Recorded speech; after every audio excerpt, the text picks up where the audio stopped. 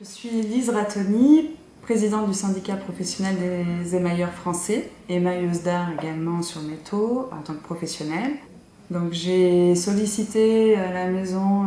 des Cultures du Monde pour nous aider à mettre à jour l'inventaire national sur l'art de l'émaillage sur métaux afin d'avoir une démarche de sauvegarde de notre savoir-faire et d'autre part pour pouvoir par la suite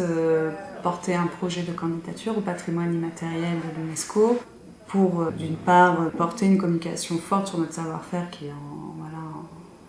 en péril et puis de redonner du corps et de la valeur à nos métiers ancestraux qui nous semble important de protéger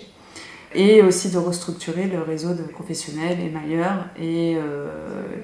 de travailler, de recréer une synergie, de refédérer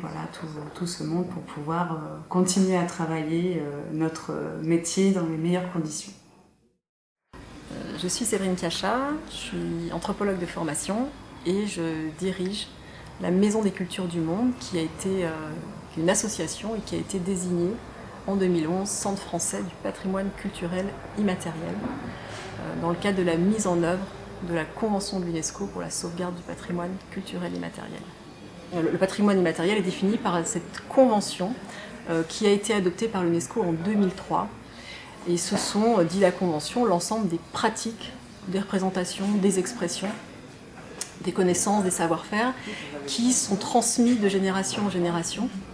et qui sont réappropriés, c'est très important, au passage des générations. C'est-à-dire que ces pratiques, ces expressions ne sont pas figées, mais au contraire, elles évoluent pour s'adapter justement à notre monde contemporain.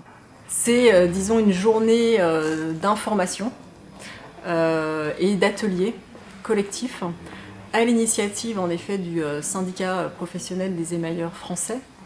qui a souhaité, disons, se saisir de cet outil qu'est le patrimoine immatériel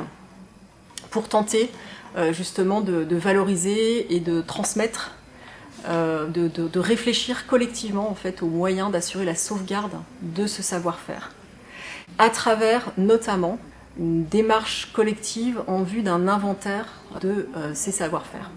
Et surtout, on va réfléchir aux moyens d'assurer cette sauvegarde, c'est-à-dire quelles sont les menaces sur l'élément, sur sa transmission, qu'est-ce qui existe déjà et qu'est-ce qu'il faudrait mettre en place. Et ça, c'est important d'y réfléchir collectivement, de confronter les points de vue. Le patrimoine immatériel, je le dis souvent, c'est un champ de tension parce que c'est pas forcément, tout n'est pas homogène. Il peut y avoir des communautés un peu diverses, des pratiques diverses, des points de vue divers. Et l'idée, c'est vraiment de prendre en compte de la façon la plus large possible cette diversité, puisque finalement l'objectif de cette convention et de tous ces outils, bien sûr, c'est d'assurer la sauvegarde du patrimoine immatériel, mais à une échelle internationale, mondiale, ce qui est en jeu, c'est la diversité culturelle, évidemment.